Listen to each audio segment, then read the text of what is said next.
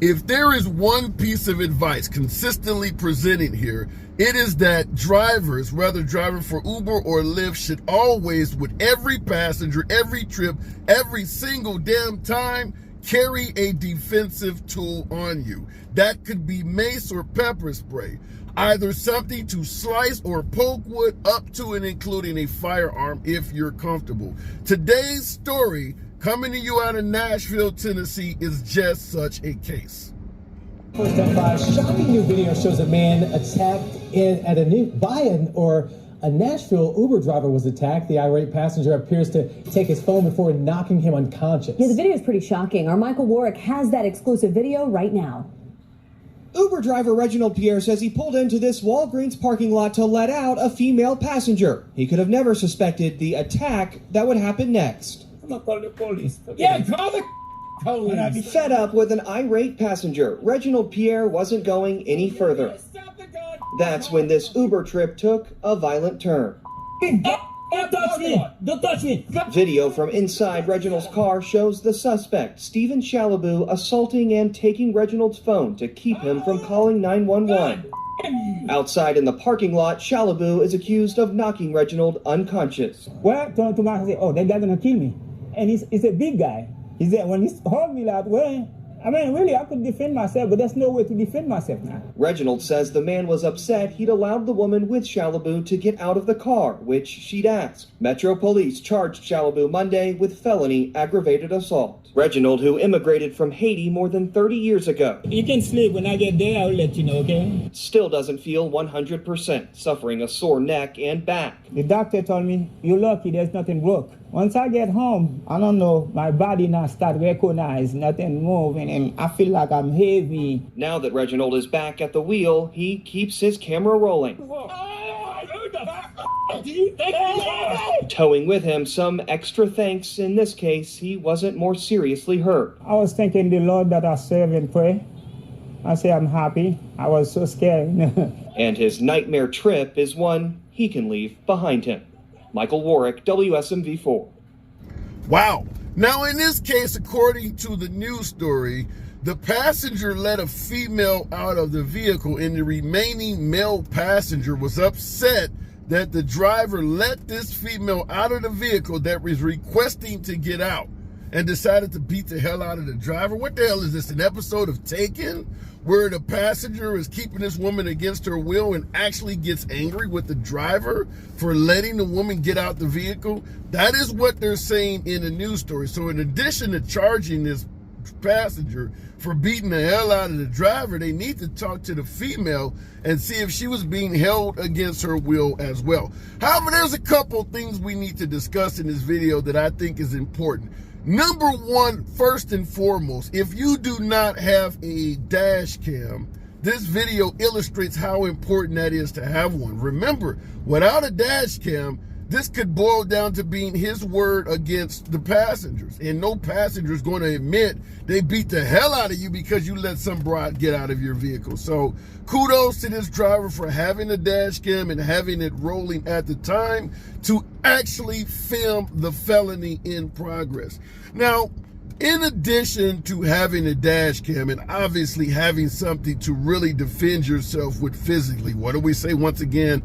Pepper spray or mace, something to slice or poke with, and of course a firearm if you're comfortable carrying that. But in addition to that, and a dash cam, which we highly recommend, one of the steps or one of the lessons you have to learn from this is it is a bad idea to ever do something where you are tactically disadvantaged. In this case, you see the passenger, or you see the driver arguing with the passenger. The passenger is staring right at you, and you got to turn around and argue with them behind you. The moment it rises to a level of a heated argument, that is the time to either take out your keys and get the hell out of the vehicle, or prepare yourself with the defensive tool you have on you. In my humble opinion, with this driver, obviously unarmed, should have took the key, got out of the vehicle, and then you can deal with that argument on the outside of the vehicle, where you are better able to fight or flee depending on your choice. But being trapped inside of a vehicle, in some cases even with the seatbelt on, is a real good way to get the shit beat out of you. So I don't suggest anyone get into a heated argument with somebody sitting behind them. Could lead to exactly what you've seen here. Getting beat all about the head, potentially getting choked out and things like that. You're just not physically designed to fight with somebody behind you. So get the hell out of the car and deal with that situation on the outside of the vehicle. Or like I stated, you got the keys, take off running, whatever the case you got to make. Second, never announce to someone that you are about to call the police. Certainly not in a situation where you're sitting in the car with them and all of that, where you can just take the phone from you and things like that. If you have a passenger, and unfortunately many of us in ride sharing do, have passengers that refuse to get out of our damn cars for a variety of reasons, if you have to notify law enforcement, I would strongly suggest doing what I just stated. Take the key, turn the car off, get out of the vehicle, and make the phone call to law enforcement. As opposed to having somebody behind you that may decide to take a quick swipe at the back of your head, throw something at you, hit you, whatever the case may be, while they're exiting your vehicle.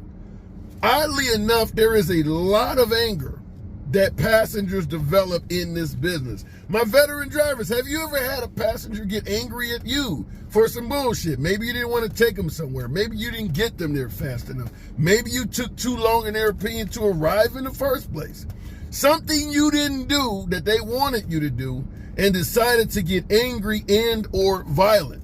We all face that in rideshare, and if you haven't faced it yet, your ass ain't been driving long enough. So those are two very important lessons in my humble opinion. Never get into an argument when you're tactically disadvantaged, such as somebody behind you, or while you're driving the vehicle.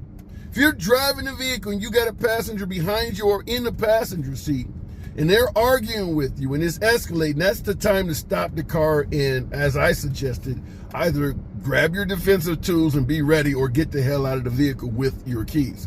But driving down the road when you got to focus on driving while somebody is potentially about to beat the shit out of you is not a good predicament to be in. So absolutely do not argue with passengers while you're at a disadvantage like that.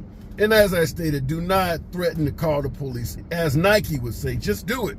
You can text law enforcement. You can actually text 911 if you feel like you're in some drama like that. Like I said, send a text message, take the key, get the hell out of the car, get away from the car, so be it. Now, I understand the issue of potentially abandoning your vehicle and having a passenger, an unruly passenger in your car. They may go through your shit, they may tear your car up, they may bust windows or whatever. But do you want to go through what this Haitian immigrant went through? Where you're getting the shit beat out of you, where he's unconscious and waking up singing a My Back, My Neck particular song? Do you want to get up and have that happen? Might be the time to step away from the vehicle and notify law enforcement. And keep in mind, if you take off, the passenger knows that it's only a matter of time before police go.